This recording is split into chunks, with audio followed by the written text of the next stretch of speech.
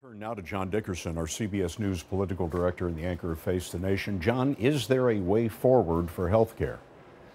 Well, to go back to health care, the president can either do it the way he just tried, which is only with Republican votes, where every time he tried to win over conservatives, he lost others in his party, or he can try for actual bipartisan legislation with Democrats.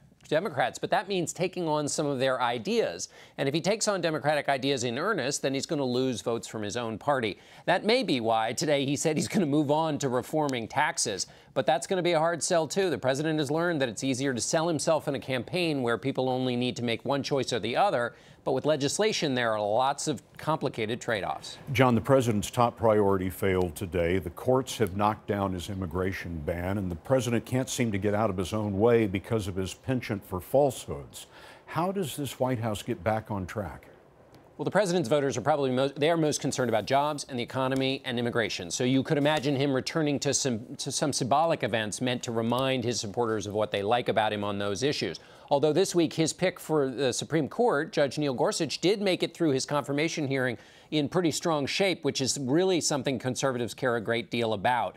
Going forward, the thing to look for right away is what's his relationship with Paul Ryan like? There has been some finger pointing about this bill and whose fault it is. If that continues, that's bad news, because if that relationship is spoiled, they won't be able to do anything big and complicated unless they can work together. John Dickerson will be watching you on Sunday on Face the Nation. John's guests will include Republican Trey Gowdy and ranking Democrat Adam Schiff of the House Intelligence Committee and the former Secretary of State, George Shultz.